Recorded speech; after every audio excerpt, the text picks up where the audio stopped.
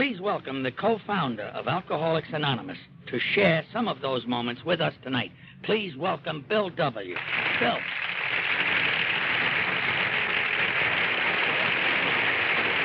Thank you, Steve. Thank you very much. I'm sorry I'm late, folks. Well, it was a chance that we weren't going to even get here tonight.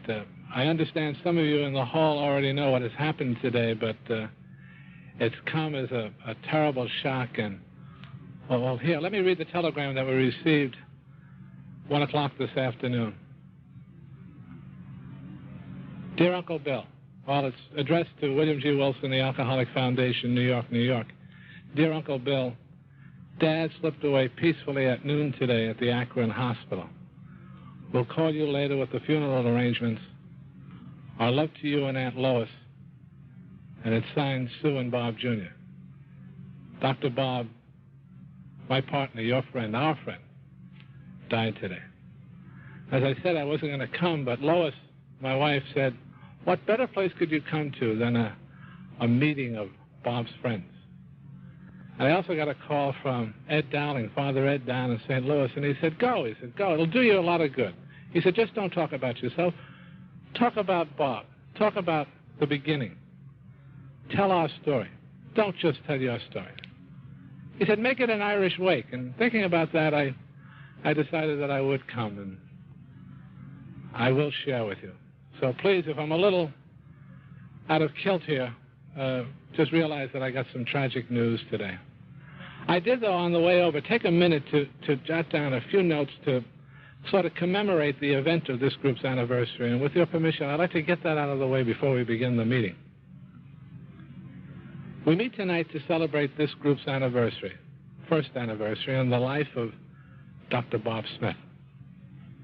We thank God that he has freed many of us out of bondage.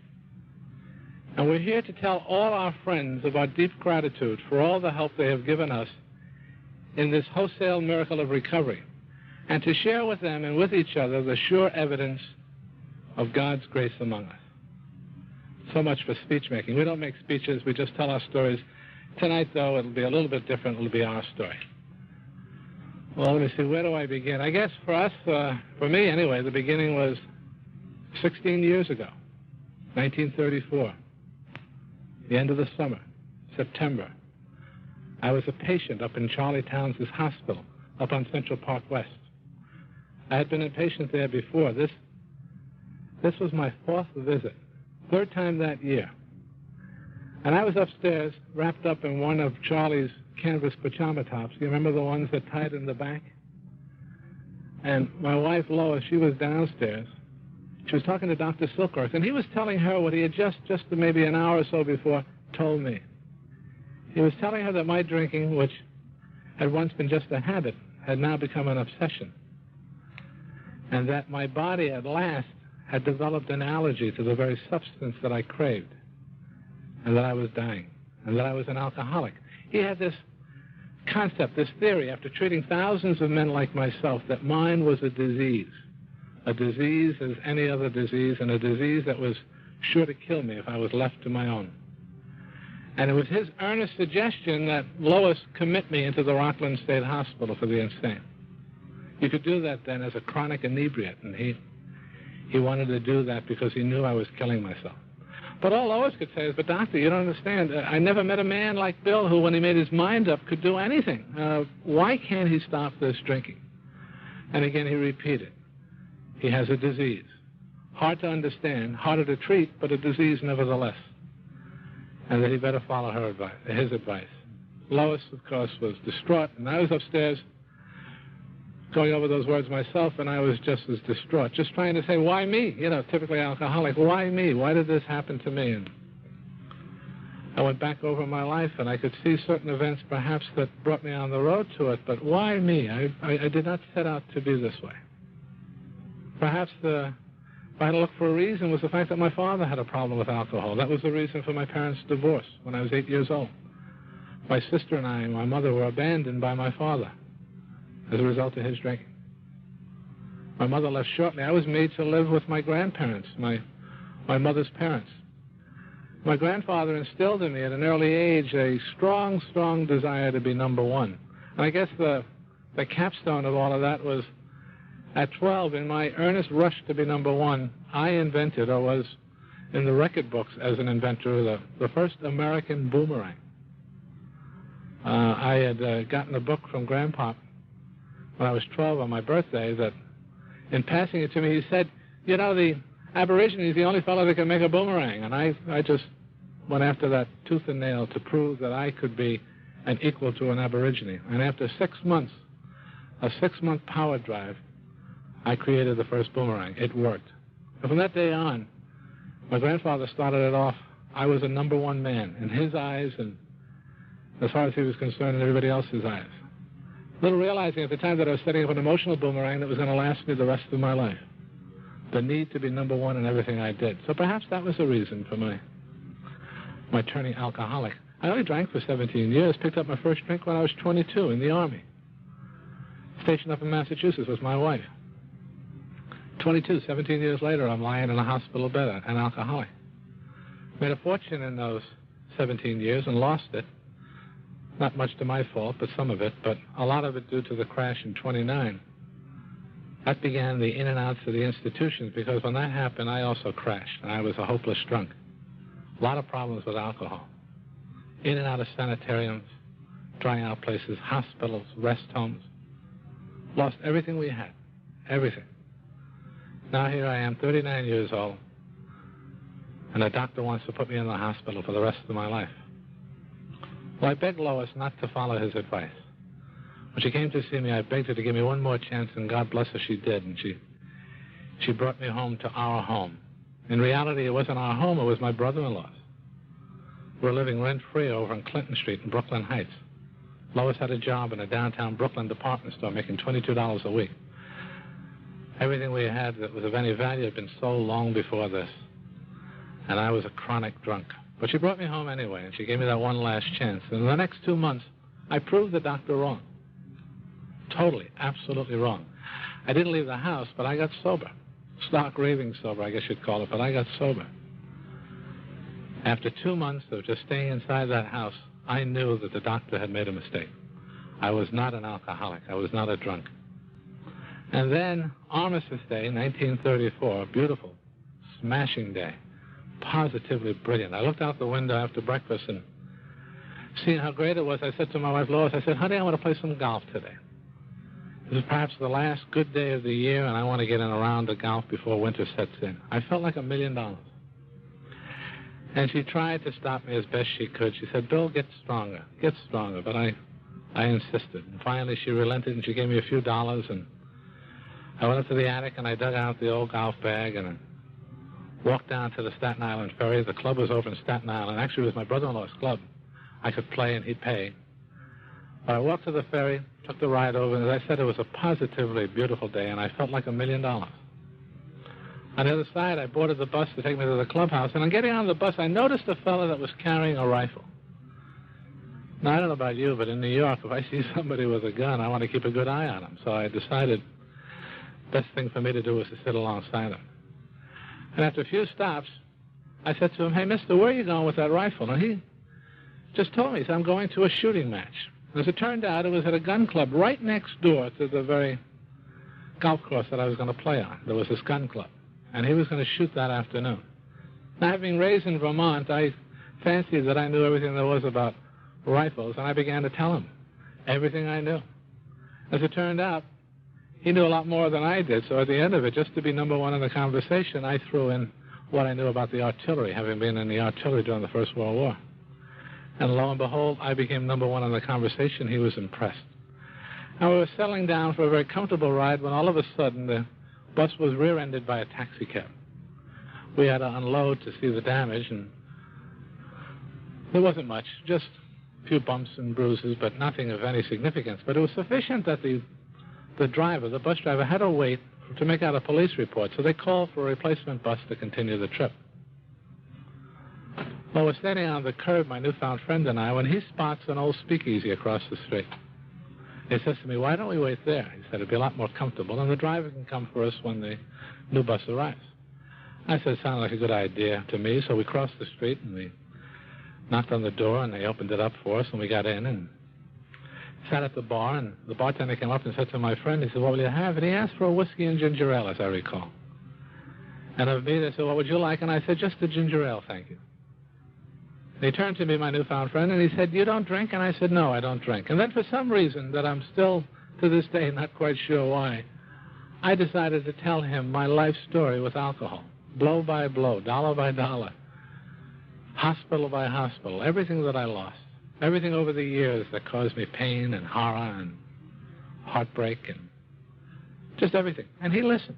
And when I finished, he said a wondrous thing to me. He said, you know, you're a remarkable man. And immediately I knew that he was an intelligent man, because nobody, and I mean nobody, had had a kind word to say to me in years. But this man could see through all of me and get to the very nub of it and see that I was a number one, a highly intelligent man. He said, as I recall, I have a number of friends that have had problems with alcohol, much like your own. He said, they're dead now, or they're in prison, or they're in hospitals, or they're in Skid Row. But you seem to have rebounded, to have recovered. And I think that's highly remarkable. The more he talked, the smarter he got in front of me. It was just, as I said, nobody, and I mean nobody, had had a kind word for me. Well, good things have to come to an end, and the driver finally came and told us about the new bus, and we boarded and continued our trip. After a mile or so, I didn't want to let this fellow loose. As I said, I needed this affirmation. So I said, why don't you join me for lunch at my club? It was my brother-in-law's, but as far as he was concerned, it was my club. I'll stand you to lunch, because you're not going to start shooting, as he had told me, until 2 o'clock, and I wasn't going to tee off until 1:30, and it was just a few minutes before noon. I said, why don't you join me? We'll have lunch, and at the end of lunch, you can walk out the back door of the clubhouse and cross a small field, and you'll be at the gun club in a matter of minutes. He liked the idea, and he agreed. And so when my stop came, we both got off and entered into the country club. And we were walking to the dining room when we were stopped by the manager, and he said, can I help you? And I said, no, we're just going for a bite of lunch. He said, oh, I'm sorry, I apologize, but the dining room is closed today in celebration of Armistice Day. We've given the staff the day off. But you can, if you'd like, you can get a sandwich in the bar. My friend said to me, will that bother you? And I said, no, not at all. I've already passed the test. I've gotten out of that saloon in one piece. I'm sure I could do it again. So we crossed over, we went into the bar and sat up on the bar stools, and eventually the bartender came over to service, and he said, what will you have? And my friend again asked for a whiskey and ginger ale, and I asked for a ginger ale, and we ordered sandwiches. And my friend, as I said, who was getting smarter by the minute, he said, you know, you're fantastic. He said, you're in a sea of alcohol. And there were bottles all over the place. I mean, it was just loaded with every type of liquor you can imagine. He said, you are remarkable. You're just absolutely a wonder, because you're in a sea of booze, and it's still not pulling at you. And I knew that I was cured. The doctor had made a mistake. I was so delighted. I couldn't wait to tell my wife. Well, we drank our drinks, and we had our sandwiches, and finally I asked the bartender for the bill so I could sign it so my brother-in-law wouldn't have any problems paying it. We were about ready to leave when the bartender came back over, and he put down 2 mixed drinks, one in front of me and one in front of my friend. And he said, gentlemen, these drinks are on the house in celebration of Armistice Day. Without a moment's hesitation, I reached over and I picked up mine and I drank it down. When I turned to my newfound friend, he didn't look smart anymore. He had the dumbest expression I've ever seen on a human being. And all he could say to me is, mister, you've got to be crazy. Absolutely crazy. After what alcohol has done to you, for you to take that drink, you must be insane. And all I could say was, you're right, I am insane. I am crazy. That night, my wife found me in the areaway, the space between the outside door and the inside door of our home. I had fallen, apparently cut my head, and I was bleeding, passed out. Still clutching that bag of unused golf clubs. I didn't play golf that day. I got drunk and proved the doctor right. The next morning, full of remorse and pain and self-pity, I knew what I was. I knew that I was an alcoholic, and I'd be one the rest of my life. And I guess when I died and they pulled the grass over my head, I'd be a dead alcoholic, and there was nothing I could do about it. But I also knew that I'd be damned before I'd die in some insane asylum. I decided then and there that I would drink myself to death or get the Dutch courage that I needed to take my life. And that's what I set out to do.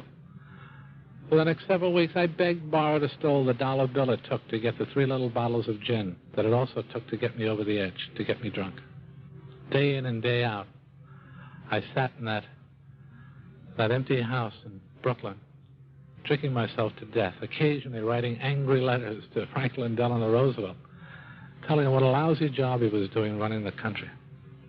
Letters I want to assure you right now he never replied to. I don't think Lois ever mailed them. But that was my future, and that was my end, and I couldn't care less. That's how Ebby found me. Ebby T., some of you might know him, from the rooms. Got a call one day. Old Ebby, my school chum, he said, "Hey, Bill, this is Eb. Can I come over to see you?" And I said, "Oh, Ebby, please, please do." I hated to drink alone. I truly did. Here was my old pal coming over to share an afternoon. We could reminisce and talk about the old days, and it would be wonderful. I said, "Oh, please come over, Eb." And he said he'd be right over. And I then did what I consider to be a very heroic act for a drunk of my nature. I dug out the one little bottle of gin that I had sequestered behind the commode in the downstairs john. I put that on the kitchen table, and because I remembered that Ebby had a kind of a sour stomach, I also rescued a can of pineapple juice from one of Lois's pantry shelves, and I put that on the table and waited for my friend, looking forward to a splendid afternoon, because I was sure he'd bring a jug too, and we'd have a great time. And while I was waiting, I was trying to recall an event that friends of ours, friends of Ebby and I, had passed on to me about him being in a kind of a scrape not too long ago, maybe a month or so before his call today. And it seemed that Eb, in one of his binges, had run his car into somebody's living room up near Albany. And when he climbed out of the wreckage, there was a woman sitting on the sofa, and he said to her, "Madam, would you please get me a cup of coffee?" And we all laughed about it because she got the cops instead.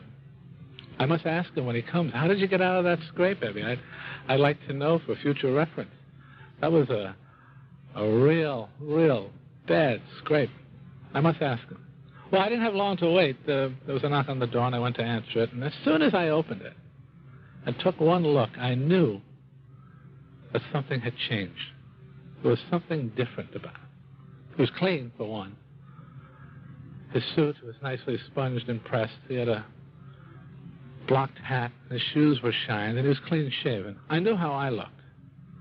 I always knew how I looked. I had a pair of baggy trousers, wearing an undershirt, 3 or 4 day growth of beard. I used to go around with my brother-in-law's house slippers on. They were a size and a half too big for me, so I couldn't walk exactly. I had to slide around the house. Lois used to love that. She used to say to friends, "He polishes the linoleum wherever he goes." That's how I looked. Well, we said a few pleasantries in the parlor, and finally I said, "Ebby, let's go back to the kitchen where it's a lot warmer and where I knew the gin was." I also happened to notice, by the way, that he wasn't carrying a jug. He was empty-handed. Maybe he's broke. Well, he followed me back, and we sat at the kitchen table, and we shared a few more pleasantries, and finally both of us are eyeing the bottle of gin and the can of pineapple juice. I said to him, "Eb, how would you like a little drink?" And I reached over, and I started to pour one out, and he said, "No, Bill." He said, "No, thank you, not today." I said, "You're not drinking?" I said, "You on the water wagon, Eb?" He said, "No, I'm not. I'm just not drinking today." So what happened, old friend? This is news to me. He said, "Well, I guess you could say I got religion." Oh, my God, I thought, I've let a religious nut in my house. And then I realized, well, that isn't such bad news, because now all this liquor is mine. I don't have to share it. And I'm sure it'll outlast any rantings and ravings he might have about whatever religion he picked up. So I said, what religion have you found, Eb? And he said very matter-of-factly, he said, "I guess you'd call it the religion of common sense." I had never heard of Our Lady of the Common Sense, so I dug a little further. I said, "What do you mean, common sense?" Well, he said, "Bill, I don't know if you realize how much of a grip alcohol had on me." And right away I knew I wasn't going to tell him about what I knew. I said, "No, Eb." I said, you have a problem with alcohol?" He said, "Oh, yeah." He said, a very, very severe problem. Why, just a little over a month ago, he says, I was in a judge's chambers, and they were getting ready to throw the book at me and lock me up. I had gotten into the one scrape too many, and my family wanted me off the streets. And while I was in that chamber, friends of ours, and he mentioned their names, and they were friends of mine too. And he said, also a perfect stranger. He mentioned his name, and he was a stranger to me also. He said, these people came to that hearing. And this stranger stood before the judge, and he said, Your Honor, turn him over to us. I think we can help him solve his problem. They're members of the Oxford group, Bill. Have you ever heard of those? And I had. I said, yes, I know a little about them, having read some articles and some stories over the years in the society columns, a bunch of fancy Dans that got together to overcome whatever drinking or drugging or gambling problems they might have. But it was a subject that I didn't want to know that much about, so I said, I don't know that much. He said, well, I got involved with these people. The judge had nothing to lose, so he just turned me over to him. And after a while, listening to him, I took certain ideas peculiar to them, and I put it to work on my drinking problem. And it seems to have done the trick for me. Well, if you're in for a penny, you're in for a pound. And I said, well, what are those ideas, my friend? And he said, well, number one, I had to get honest with myself for the first time in my life and take a look at what alcohol had done to me. And then he said I had to talk it over with somebody else. In strict confidence now, I want to assure you that. In strict confidence, I had to talk it out with somebody else. And then he said, I had to become willing to make up for all the harm that I've done with my drinking and with other things. I'll be doing that the rest of my life. Then also, he said, I had to also become willing to help people like myself. And when I heard that old Bill Wilson was holed up over in Brooklyn drinking himself to death, I said to my friends, let me take a crack at him. And that's why I'm here today. Well, I was offended. I said, wait a minute, Eb, I don't know who gave you that idea that I was drinking myself to death, but you're wrong. I might be having a couple of bad spots here, but I'm certainly not doing that. Well, it's all right, I could be mistaken, he said. And I said, well, is that what you picked up, all the ideas? He said, no, there was one other. And he says, I know it's going to jar you, Bill, but I have to tell you this nevertheless. I know where you stand on this issue, but I had to also come up with asking God for help to do those other four things, to keep me straight and keep me on the beam. I had to ask whatever God I could come up with for help. And I know that jars you. And he was right. And I said to him, thank you, but no thanks. And we got up, and I walked him to the door, and I saw him off. So much for a pleasant afternoon with my friend Eb. The idea of somebody coming into my house and talking about some personal arrangement with a God was just absolutely ridiculous. I'm an engineer by training, and I do allow for the natural order of things, and I can conceivably consider a supreme consciousness. But the idea of some personal deity that you can help overcome life's problems was absolutely ludicrous. So much for my friend Ebby. I went back to drinking. But a funny thing happened over the next couple of days. I couldn't get the sight of Ebby out of my mind. He became another obsession. All I could do was think of him sober and me drunk. I knew what I was. And I kept saying, there's something wrong with this picture. What's wrong? And eventually I realized I should be sober. Because I was the number one man. I was number one in everything. I should be sober. I should be the one talking to the likes of Ebby. There's something wrong about this. And the obsession grew and grew and grew until finally I began to realization, I guess you'd call it, a moment there, some brief moment. I began to realize that had I cancer and Ebby showed up and he told me about a cure for cancer that was in the hands of some, quote, great physician, unquote, I would have followed him on my hands and knees to wherever that physician was located, had I cancer. And yet I had a disease much like cancer. It was killing me. And I wouldn't do anything about it. The more I thought about it, the more I realized that I was definitely insane. That I had to check this out. I made a living as an investigator, as a security analyst. I could analyze this Oxford group. I could take a good, hard look at them and see perhaps if they could help me. I could do it on the QT. Nobody would have to know. Perhaps Lois, but nobody else. Maybe Ebby, if he saw me there. But I would go over to where they met, and I'd observe them. And if they had something for me, perhaps I'd take what I want and leave the rest behind. So I told Lois about my idea one evening, and she, God bless her, she helped me. The next day, we cleaned me up. And finally, that afternoon, with a few dollars that she gave me, I took the subway into Manhattan to check out the Oxford group. They used to meet over at the Calvary Mission on 23rd Street. Some of you might remember the place. And I, coming up out of the subway, realized immediately that I had made a great mistake. I'd taken the subway over from Brooklyn. I went over to the west side of Manhattan instead of the east side where the mission was, which happens to be also the longest stretch in New York from the east to the west. And because it was early, I decided, well, it wasn't too bad. It wasn't a bad day. I'd walk over. I had plenty of time. I'd just walk over the few blocks and be there in plenty of time for the meeting.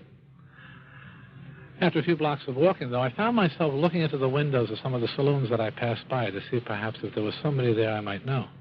There wasn't. I continued to walk until finally, in desperation, because I was getting closer to the mission, I crossed the street to one of my favorite watering holes. I looked in that window, and there was nobody there that I knew, so I decided perhaps I was missing something. I'd step inside to take a really good look. I stepped inside, and I looked around, and again, there was nobody there I knew, so I thought, why don't you wait? Perhaps somebody's going to show up. And I waited. I don't know about you, but if you're going to wait in a saloon, you should have a drink, because otherwise you'll look conspicuous. So I asked for a beer. I drank it, and then I asked for another beer. And another beer and a shot to go with it. And before you know it, I forgot any plans I had for an evening that hadn't even begun yet. I went into my usual blackout. So much for meeting God in Manhattan. But, as also was my custom, in a little while I came out of the blackout, and I found myself talking to a man with a very heavy accent. As I determined after a minute, he was a fisherman from a Finnish sailboat, a fishing boat, I'm sorry. He was a sailmaker. And I realized that he was a fisherman, but I was in town to talk to fishers of men. This was a mistake. And I said to him, Mister, come with me. We're going to meet God. And because I had a few dollars in my pocket, he came with me. We could drink later. We got down to the mission. The services had already begun. Tex Francisco was at the door, and he barred us from coming in because we were too obviously drunk. And push was coming to shove, and I was getting ready to get my usual beating when Ebby showed up. And he sized up the situation. He said to Tex, I'll sponsor them in. I'll sit on them. If they act up, I'll scoop them and get them out of there. And I got into the mission. For those, again, that recall the joint, the smell was overwhelming. These lads have been living in their clothes for years. Their body waste, an integral part of their body. Urine-soaked trousers. The smell of alcohol was pervasive. The boiling pot of coffee up front with the big, big pot of beans. I can still recall it today. It was overwhelming. Me and my Brooks Brothers suit. Well, I sat amongst them, and Ebby got us a plate of beans and a mug of coffee, and I drank. And I don't know if it was the beans or the coffee or the alcohol, but I eventually began to mellow out.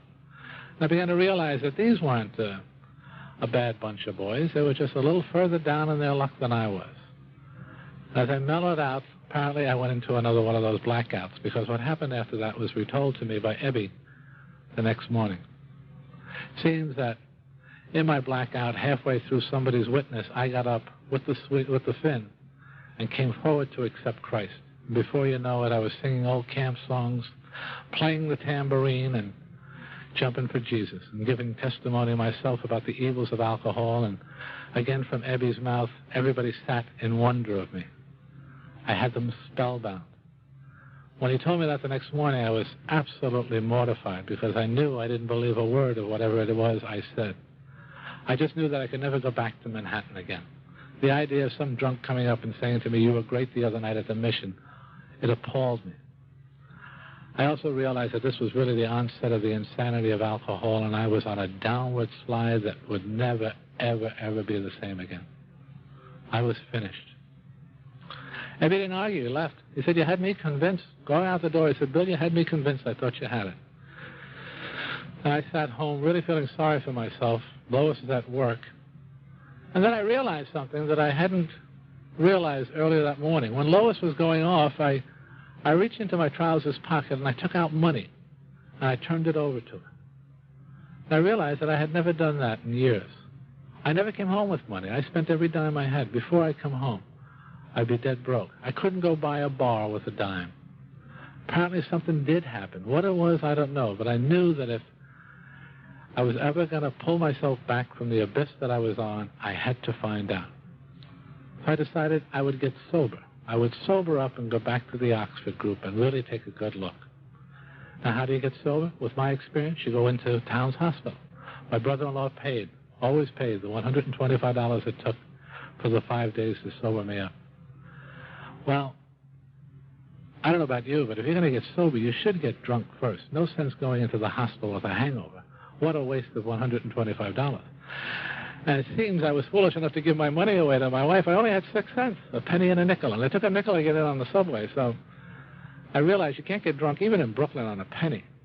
So what I did do is I got dressed and I went out and I scrounged around a few of the stores in Brooklyn Heights until I came up with the one store that would give me credit.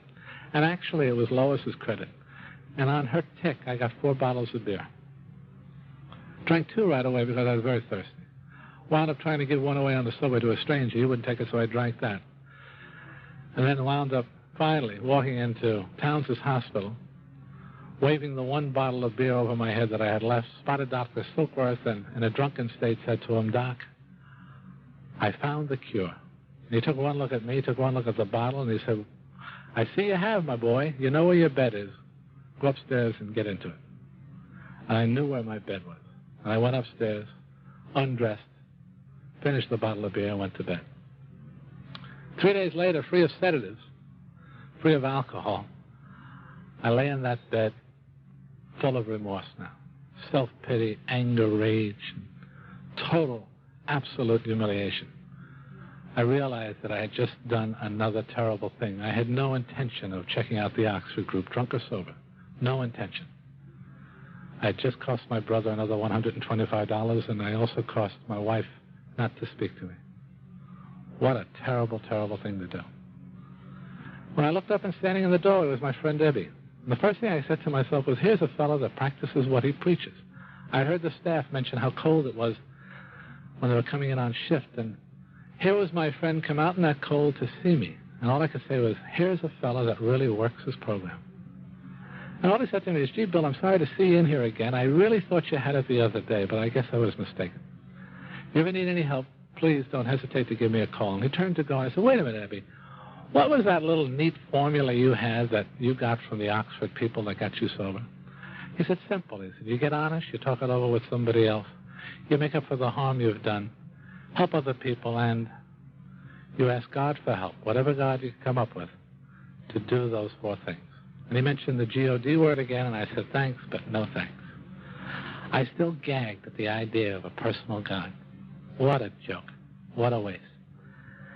And I lay in that bed, and the evening wore on, and it got darker and darker in that room until finally, in almost total darkness, in that bed of pain, I sank into one of the worst depressions of my life. And I was no stranger to depression, but this was one of the worst. I kept going down and down and down until finally it felt that I was at the bottom of a pit, a deep, dark pit. And then, for one brief moment, again one of those moments that Pete mentioned when he introduced me, for one brief moment, my proud obstinacy left me, and I found myself crying out, more in anger, I think, than in pain. If there is a God, let him show himself to me right now. I will do anything. Anything. Let him show himself to me. The room lit up in an intense white light, and I was caught up in an ecstasy that words cannot describe. In my mind's eye, it was as if I were on a mountaintop, and a wind, not of air, but of spirit, flowed through my body. And it burst upon me that I was a free man. The obsession to drink left me. That obsession that absolutely pervaded my total being left me. Eventually, the ecstasy subsided, and now I found myself back in that hospital bed, but this time surrounded in a presence of pure joy. And I realized, this number one man, that I was a part, if only a tiny part, of a universe ruled in justice and love by a loving, compassionate, personal God. And all I could say was, so this is the God of the preachers. This is what they've been talking about all these years.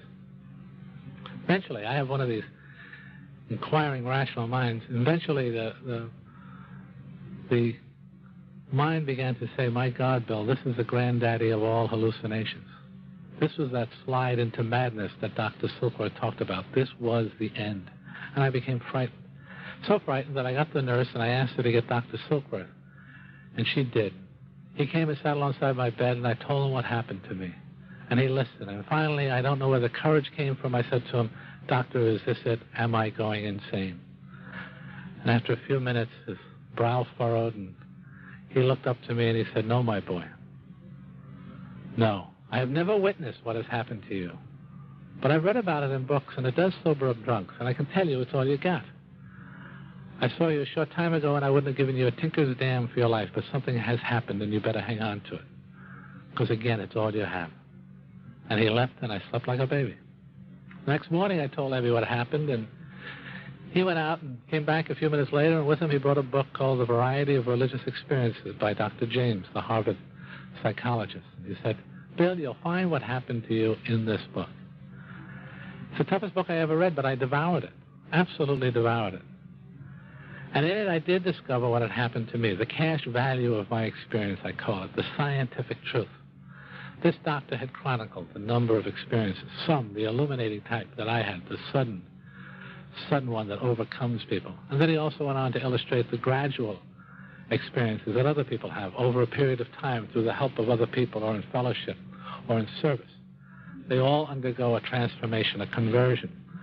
But the one thing that they all have in common, the one key ingredient, is a state of calamity. They are all in a sense of powerlessness and hopelessness before anything like this can occur. And this is what happened to me. I had had this sudden illuminating experience. And then typically alcoholic, I said, well, why me? Why did this happen to me? And then I realized my drinking had so isolated me that it was as if I were in a cave. And my friend Ebby, well, first my family over the years, and my wife in particular, stood outside that cave asking me to come out. I couldn't get out. I couldn't find my way out. And finally, Ebby, he showed up outside the cave, and finally, after having been a captive in a similar cave, he entered mine. He knew the way. He took me by the hand, and he led me out. One cave dweller helping another, one alcoholic helping another. And I knew that's what I wanted to do. I wanted to help other people like myself. I left the hospital. I joined the Oxford group. And I came forth. And the next 6 months, I talked to thousands of drunks. And nobody, I mean nobody, listened to what I had to say. I couldn't sober up a soul. Because I was convinced if anybody had to undergo an experience like mine, they had to be on top of a mountain, have this bright light, and the wind not of air go through their body. They ran away from me, all convinced that what had happened to me was nothing more than a hallucination. Some of them used to jokingly say, Bill, tell us what you were drinking that day so we can avoid it. That was my total experience. Finally, in desperation, I went back to see Dr. Silkworth, and he told me, after I asked him the advice, he said, Bill, I first said to him, I'm sorry, why can't I help people, Doc? I said, my friend can help me, Ebby can help me, and I can't help others. Why can't I do that? And he said, Bill, I'm going to give you some advice. You can take it or leave it. I've listened to you talk to some of our patients here, and I want to suggest that you lay off the God business. Don't talk about God to a drunk. Talk drunk to a drunk.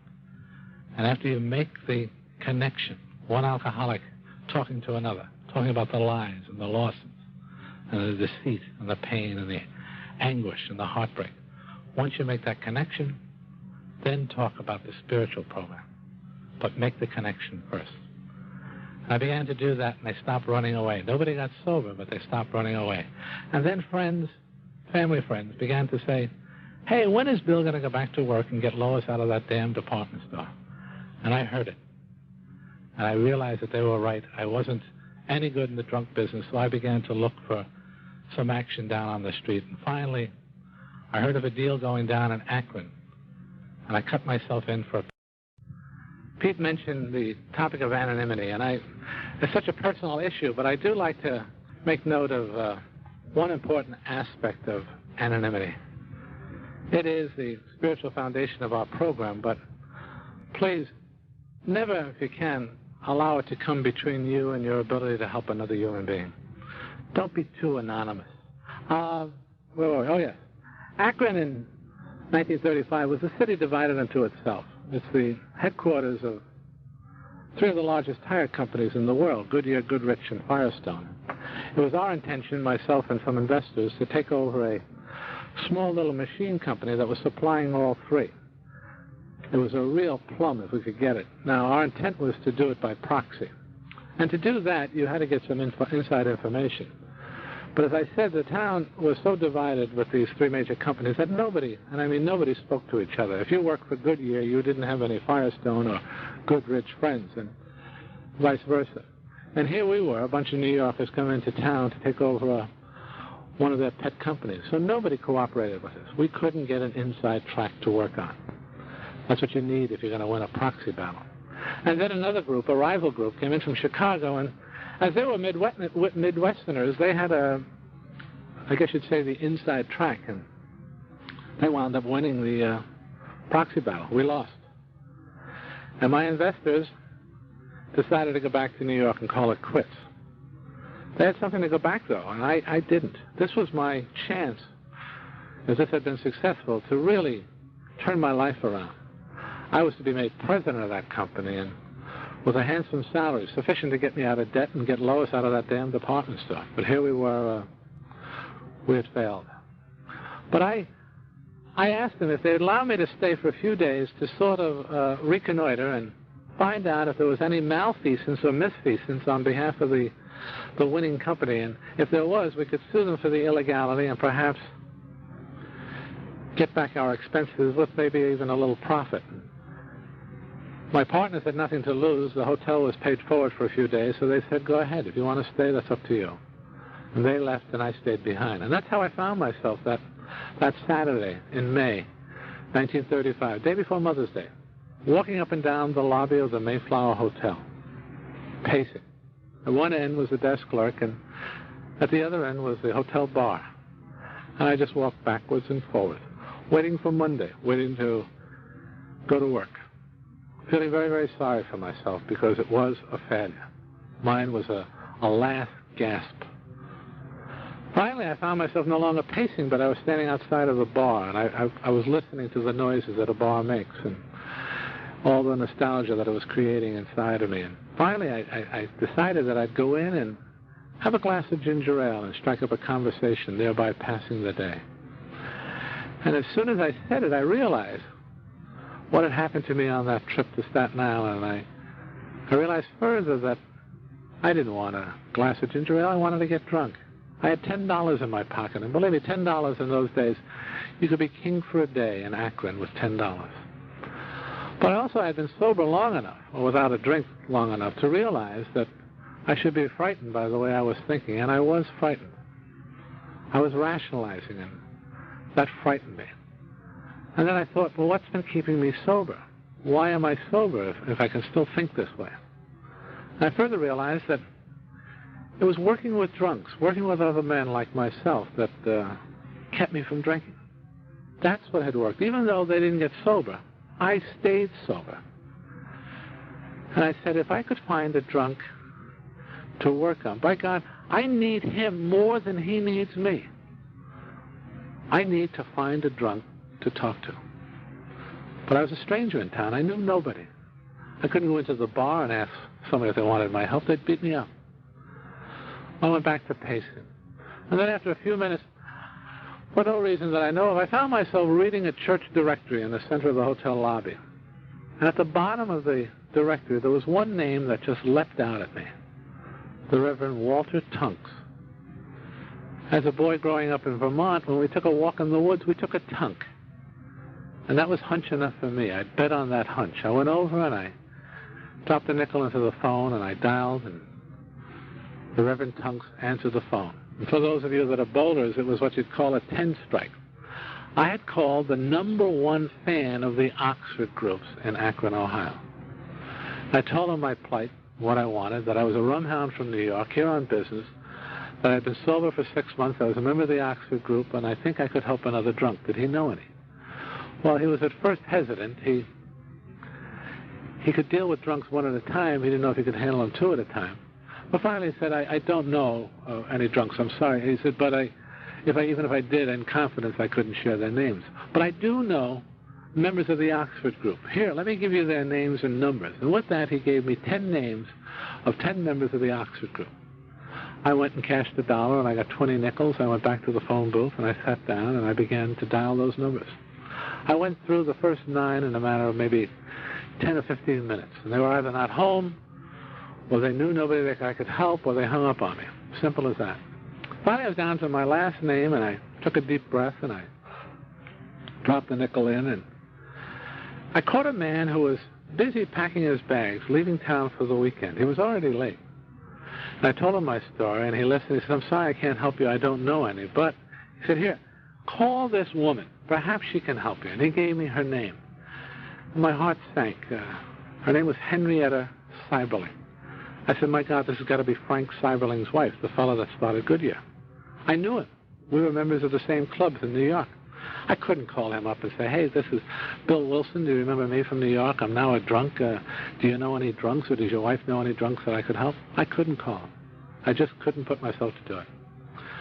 The more I sat in that booth thinking about this, the more I realized that if I didn't, I'd get drunk. Finally, taking another deep breath, I dropped the nickel in, and I dialed the number. And Henrietta answered. Henry, we call her. And I told her my story and what I wanted. And all she said was, come right over. And she gave me the address. And I came right over. She wasn't Frank Seiberling's wife. She was his daughter-in-law, soon to be ex-daughter-in-law. She was in the process of divorcing the young heir. She was living in the gatehouse. She wasn't in a mansion. She was down by the side of the road. She had moved there so her children could be close to their father. She had embraced the Oxford group several years before, when this divorce process began, to get the help that they offered. You see, the Oxford group was not a religion. It was a non-denominational fundamental movement that sort of tried to practice a kind of Christianity they felt belonged shortly after the death of Christ, in the years right after the death of Christ, when there was no hierarchy and there were no rules or regulations. It was just people helping people through all types of crises and helping with their faith. That's more or less what the Oxford group was. They met together, they shared, they had gatherings. We called them house parties or drawing room conversations. And people just prayed and meditated together and helped each other through difficult spots. And that's what Henry had joined it a couple of years before when she got into the divorce process. And they had helped her a great deal, and she was very active in the movement.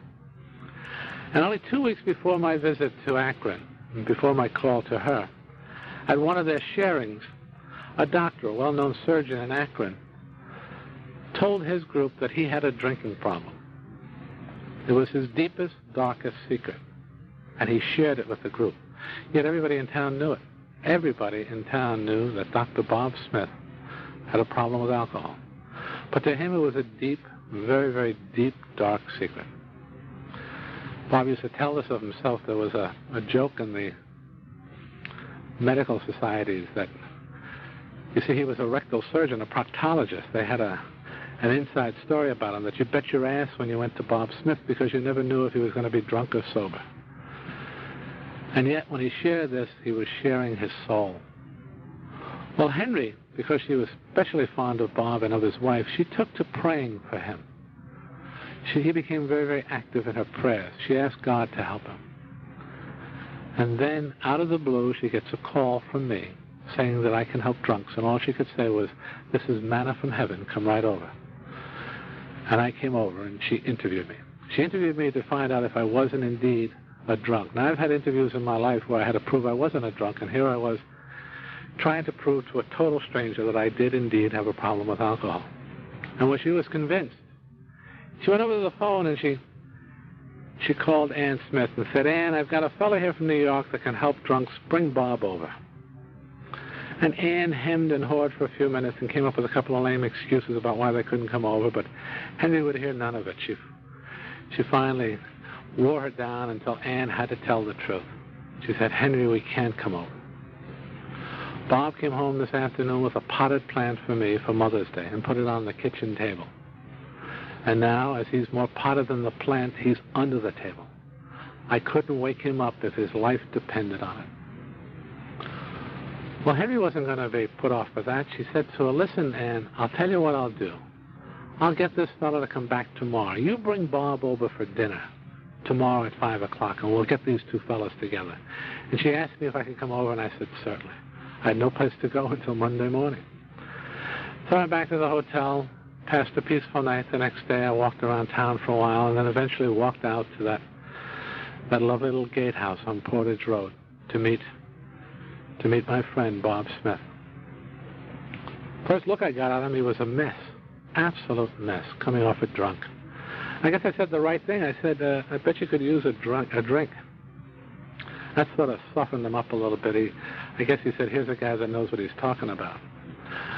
We went immediately into the dining room to begin supper, but Bob was shaking so badly at the table, the food scattering all over the place, that I took sympathy for him, and I said, come on, we can eat later. Let's go in and have a chat.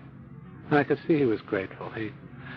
He knew what he looked like, and he knew how he was acting. So we got up and we went into a little study, or a library, if you want to call it that, little tiny room that Henry kept, and Bob and I sat down to talk. Now, on the way over, he said to Annie, his wife, he said, I'll give this bum 15 minutes, and then you come in and announce that there's been a train wreck or a plane wreck, but get me out of there. He would do anything she wanted him to do when he was coming off a drunk, but he did have limitations, and there wasn't anybody from New York could sober him up. Well, before we began, thank God, I recall what Dr. Silkworth had said, and I began to practice that advice. But I started off by saying to him, Doc, I said, I need your help. He was taken aback a minute, and he said, what do you mean, need your help? I thought you were going to help me. And I said, no, I truly need your help. If I don't talk to you, I'll get drunk. And following Silky's advice, I told Bob my story, blow by blow. And he listened and shook his head, nodded. Every once in a while, he'd say something himself. And I talked about the disease of alcoholism to a man who was in medicine for over 30 years. And he listened to every word I said because it was all news to him. And that 15 minutes lasted for 5 hours. And when it was over, we went outside, and returning to the ladies, he put his arm around my shoulder and he said to his wife, Anne, he said, honey, can we bring him home with us? I think he can help me. And she said, sure. A few days later, when my bill had run out at the hotel, I moved into Ardmore Avenue with Anne and Bob Smith and their children, Sue and Bob Jr. I was given young Bob's bed. He was put on a cot. I was made Uncle Bill's of the children right away. And the love and the joy and the beauty and the grace and the wonder that came out of that hallowed home, I will never find equaled again on the face of the earth. Every morning the three of us, Anne, Bob, and I, would go up to a little sewing room that she kept upstairs, and we'd sit after breakfast and say our prayers and read from the good book and meditate and share for an hour. They always ended with Annie saying, faith without works is dead. And I'd go off to work to find out if there was anything done illegal to us, which there never was. And Bob would go off to whatever practice he had left, and Anne would stay home, keeping house and watching the children. And then in the evening we'd come back, have dinner, and then Bob and I would go to an Oxford group meeting, or if there were none, we'd go for a walk, and we'd talk and we'd share, and we'd talk about the significance of one alcoholic helping another, and perhaps there was great merit to this, and that perhaps we could set up a kind of a chain reaction, helping other people. And after a couple of weeks, Bob got sober. It was wonderful, truly wonderful. Then one morning at breakfast, he announced to Anne and I that he was going to attend the AMA convention in Atlantic City. He hadn't missed one in 30 years, and he wasn't going to miss one now that he was sober. And Annie begged him, please don't go. You know what those things turn out to be. And he said, no, honey, I've got to go. I've got to prove that this works. This fella, pointing to me, he can't stay in Akron forever. He's got to go back and get a job. And he was right. The deal was dead. I had to go home and look for work. He said, I'm going to go test this out, and if it works, then he can leave. And I agreed finally. That was a good idea. Let's see if he could fly. And Bob left for Atlantic City, and as he told the story, he began drinking as the train pulled out of the station. We found him 5 days later. One of his ex-nurses and her husband had found him in a bar in downtown Akron and brought them home to their house in a suburb north of the city. And they tried to get him sober, but he only got worse, so finally in desperation they called us to get him and bring him home. I was heartbroken. On the ride over, I was just sick at heart. Annie, though, said, Bill, could you stay and help me get him well again, because he has an operation to perform in a few days, and if he fails to do that, we will lose the operating theater, and if we lose that theater, we're going to lose the hospital, and it's the only one left in town that'll allow him to practice. If he loses that, we have to go bankrupt. That's how bad they were. That's how broke they were. And for her sake, I agreed to do it. And we brought him home, and he was a mess. And after gallons of coffee, and I used to have a hangover cure, even tried to get it patented once, cold sliced tomatoes, sauerkraut juice, and Karo syrup. We shoveled that down his throat. Whatever stayed down, I guess, got him sober. And walked him up and down Ardmore Avenue in front of the house. And after a few days, Bob got well. Well enough anyway to go in and do the operation. I drove him in. Driving in, he was shaking so badly, I stopped and got him a bottle of beer. I said, here, take this to steady your nerves. And he drank it down. He was grateful. We got to the hospital, and he got out, and he was walking up the steps when all of a sudden he stopped, and he returned to the car, and he leaned down, looked in the window, and he said to me, I'm going to go through with this. I said, go through with it? What do you think I've been around here for? I mean, I was sick of him. I really was. Go through with it. Go ahead. Get it over with. And he left, and I drove home to wait for him to call for me to come and get him. That was 7 o'clock in the morning. 10 o'clock came, and there was no Bob. 12 o'clock, no Bob. 2 o'clock, no Bob. I made arrangements to get a train that evening to go back to New York. He was drunk. Forget about it. Ann was brokenhearted. 5 o'clock, we heard a cab pull into the driveway. Ann went over and peered through the curtains, and she said, it's him. I said, how does he look? And she said, I can't tell. Finally walked in the door, and he put his bag down, and there's that pregnant moment, that pause. You spouses of us, you know the regiment. You know what it's like. There was that pause when nobody can say a word, and then finally Annie said, honey, where have you been? We've been worried sick. Where had he been? He'd been all over the city of Akron, to everybody and to anybody that he had ever harmed or to whom he owed money to. And he made amends to each and every one of them, telling them all that he was an alcoholic. And that's what he meant when he said he was going through with this. He was beginning to practice one of those steps that we had taken from the Oxford group. And that was the 10th of June in 1935, and he never drank again. And I didn't go home to New York that night. I stayed. I was so happy. The next morning he said to me, Willie, you and I are not going to stay sober talking to each other. We needs must find another drunk to help. Are you game? Can you stay a little while longer? And I said, sure. I was so thrilled. He went over to the phone, and he picked it up, and he called the Akron hospital. He said, hey, I have a fellow here from New York that's got a cure for drinking. Is there anybody down there we can talk to? And the smiling nurse said, what about you, Doc? Well, he has. He said, are you sober? He said, yes. Well, that's good enough for me. She said, we have a fellow right now, young Southern boy, lawyer, used to be part of the city council. We got him tied down in bed. He just blackened the eyes as a head nurse. Been on a terrible drunk. He's going to be committed to the Ohio State Hospital when he gets out of here. Self-committed. Will he do? And Smitty said, yes, he'll do fine, thank you. Give him some sedatives and we'll be down by and by. And then without my realizing or knowing anything about it, he had the man put into a private room so we could get him out of the ward and talk to him in private. at his expense. And that evening we went down and we met the man in the bed. Now, in those days, when you were taken out of a ward and put in a private room, it meant usually only one thing. You were dying. When we showed up, this fellow was frightened out of his wits. I mean, the sweat was pouring off his body. He was tied into the bed. I mean, if he could sunk through the mattress, he would have. His eyes were bulging out of his head. And when we stepped in the door, as far as he was concerned, we were two undertakers come to measure the body.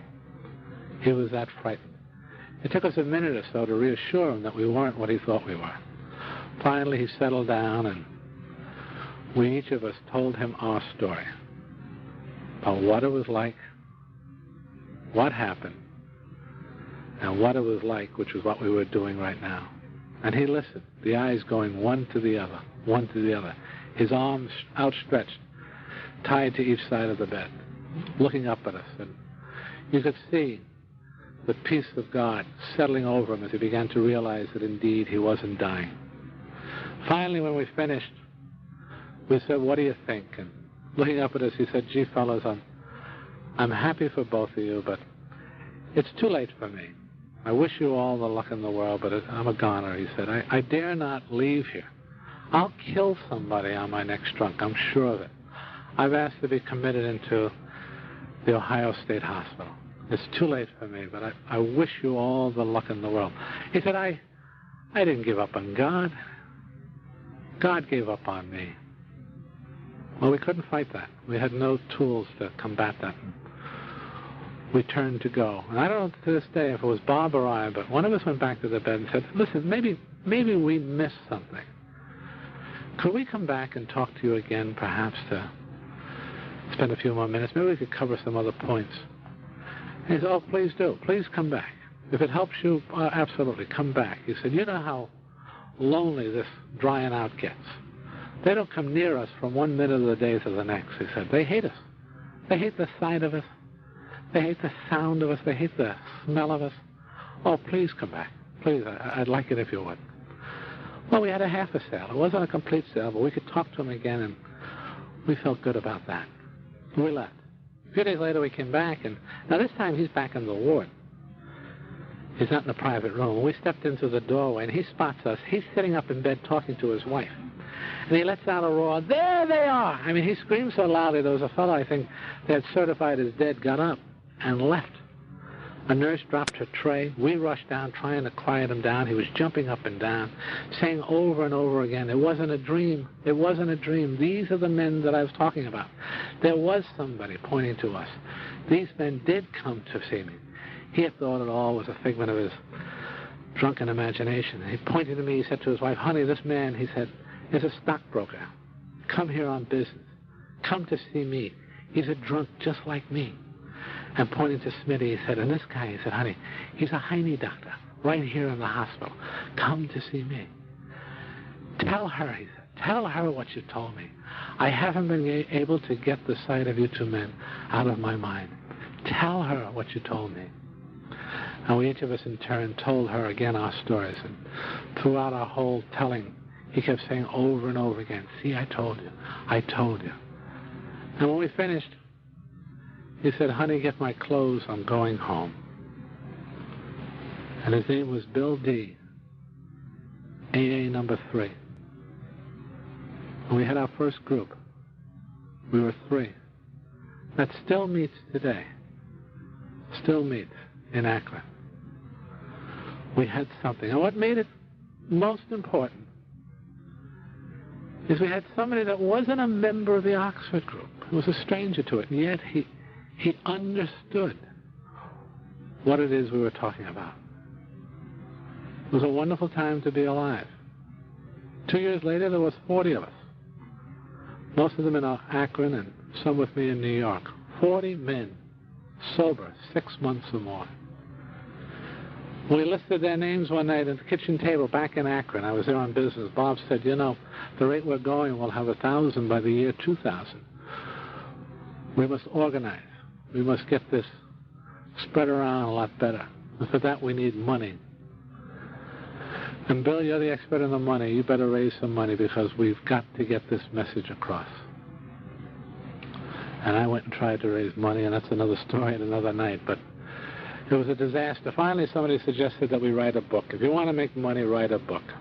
Well, we borrowed some money and begged some money and sold some small trusts that we had, and we opened up the Works Publishing Company, and we set about writing a book. None of us with any experience at all in doing just that. I wrote my chapter, a few other words, and Bob wrote his, and Silky contributed some, and members both in New York and Akron and Cleveland wrote their stories, and we had the makings of a book. We had something we thought could sell. The only ingredient missing was how it worked. None of us, I mean none of us, clearly understood how it worked. Sure, we had 6 steps. We had taken the 5 original ones, and we added the first one, of course, which were powerless over alcohol and that our lives were unmanageable. But that's all we had. We had no really process or something to speak about. Whenever anybody would ask us, how does this thing work, we all would just say, fine, it works fine. How does it work? One night, one evening actually, a group of fellas, myself included, was sitting around our place in Brooklyn Heights, my brother-in-law's place. Lois was still working in that damn department store, drinking her coffee, feet up on her furniture. And we were talking about how it works and what we had to put into this book, because the book had to get published. We were broke, absolutely, totally broke, and we were in debt. Bob, the worst of all of us. He was going to lose everything. We're sitting around, and we were talking up the idea that if we were going to make it a bestseller, we needs must keep God out of it. This was 39 now, and this is the year that the World's Fair opened up, and it was the world of tomorrow, and science was selling. Anything on science was selling. So we'd make it a scientific book. We wouldn't make it a religious book or a spiritual book. We'd downplay that and talk about science. And I was in agreement. I mean, I wanted to get something to sell because we needed the money. And Lois came home from work, and while she was in making another pot of coffee, she overheard this conversation. And then all of a sudden, there was a loud crash in the kitchen, and she came out, and she was so angry, she threw everybody out of the house. Everybody. With the exception of me. I lived there. And finally she came over to me, and in her anger, she pointed her finger up into my nose, and she said, "Mister, you're going to get drunk." She was quivering. "You're going to get drunk." I said, "What makes you say that?" She said, "Because you forgot who got you sober." With that, she left, went upstairs. I'd never seen her that angry before, so I wasn't going to follow her. I just let her cool off, and I stayed downstairs. And we used to have a little room underneath the staircase that I like to go in and do my meditating. And I went in and I lay down on a cot there, and I began to think about what she had said. Forgot who got me sober. And I began to think back at all the moments in my life when there was something that was outside of myself that gave me direction and help. I began to think of all the truths that we had learned from the Oxford group, and all the things that Bob had shared with me over the 4 years. Finally, I reached up and I took down the clipboard that I kept over the bed, and I began to write. And when I finished, I had taken those 6 ideas that we had, and I cut them up into smaller pieces until finally I had 12 steps. And in the second step, I identified God, and in the third step, I called him by name. And I stopped at number 12 for only one reason. There had been 12 apostles, so I figured if that was good enough for him, it would be good enough for us.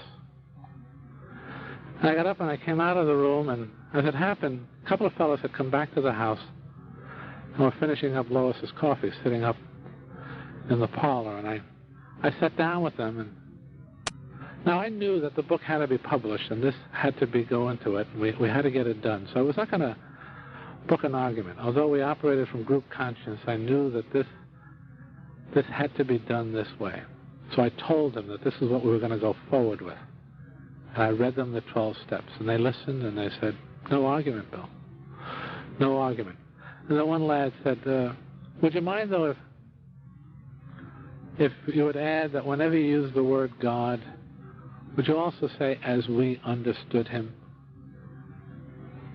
And I said, "Okay."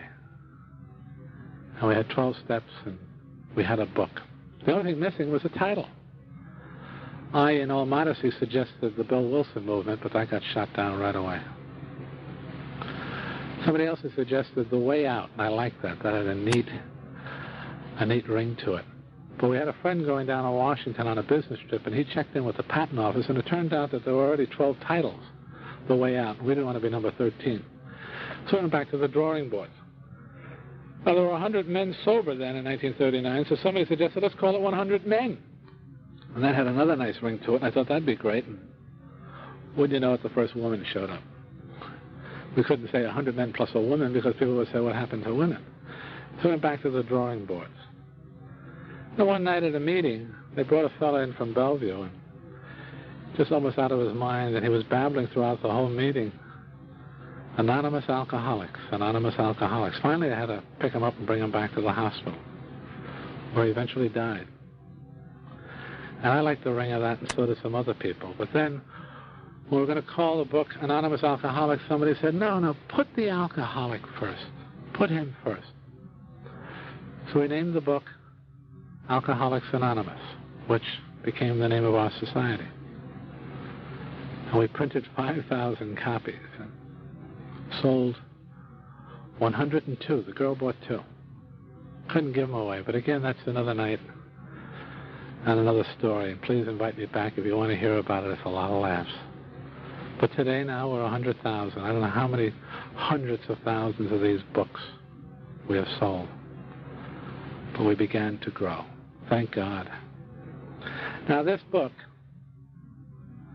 it's merely a suggestion. We don't have all the answers. Believe me, we don't.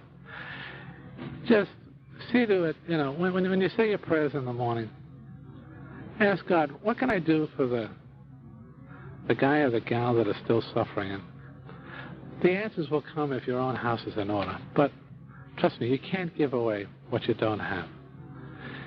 See to it that your relationship with him is right. Turn yourself over to his care. Admit your faults to another. Clear away all the damage you've done in your life. And be active. Help other people. And have a full, wholesome, beautiful life.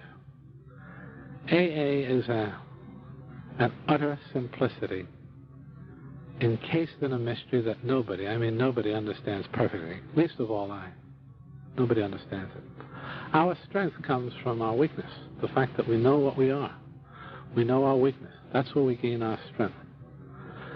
We need to achieve some form of humility before we're going to have any kind of a resurrection. And pain, nobody likes the word, but pain is not only the price we have to pay, it's the touchstone of any spiritual rebirth. This group is celebrating its first anniversary. I really mean this. Be grateful for that. And be grateful for the experience that it's brought about. But don't depend upon it for 1 minute for the needs of today. The art of life is to live 1 minute, 1 day, 1 moment at a time. And to make that moment, that day, as perfect as you can. I want to thank you. I'm beginning to preach now, so I want to stop. I want to thank you for allowing me to share some of the moments of our life, yours and mine, because you're all a part of it. And I realize now that my friends, my wife, were right when they said that I should come here tonight and share our story. It has done me a world of good. I would hope that you... Where did I put my coat? Oh, here it is. I would hope that you would invite me back again when I come back from Akron, because I will need your support more than ever then. I miss him already. Bob and I, we were both from Vermont. He was raised 50 miles away from my home. He's 15 years my senior.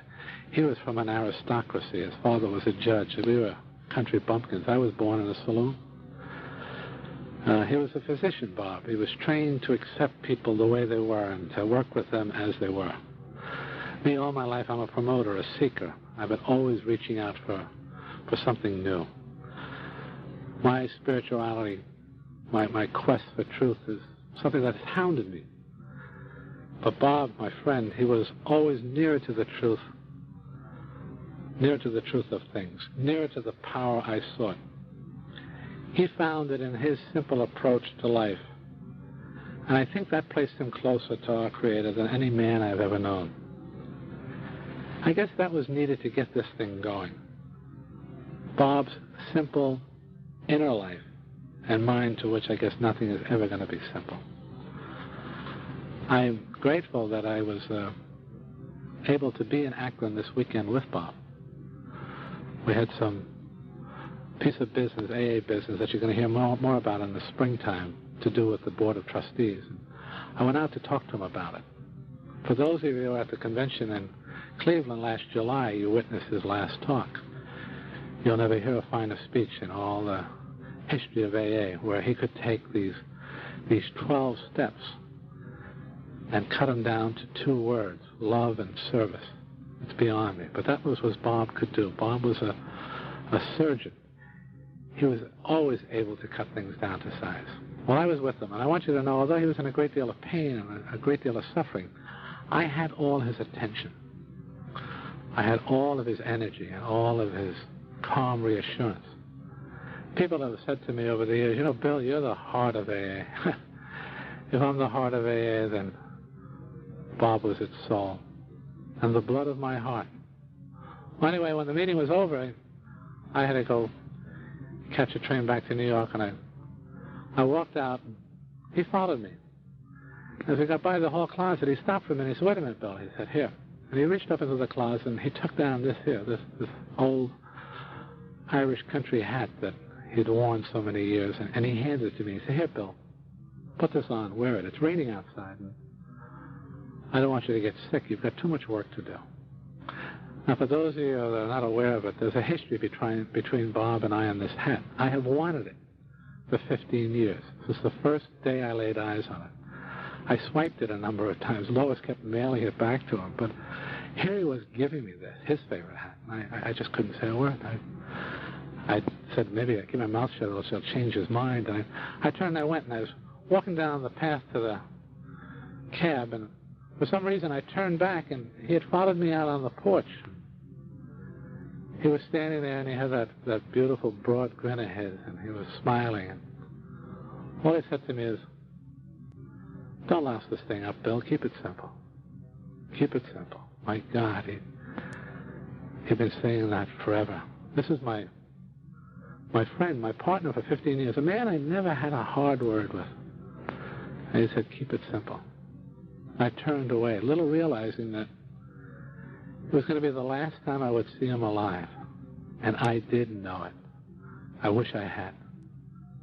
And then tonight, coming here to talk to you, I reached up into my hall closet to take down this hat. It was only then I realized that although I didn't know it, Bob knew it. You see, it wasn't raining in Akron that night. He just found a loving, simple way to say goodbye. And in so doing, showing me again how simple this program was.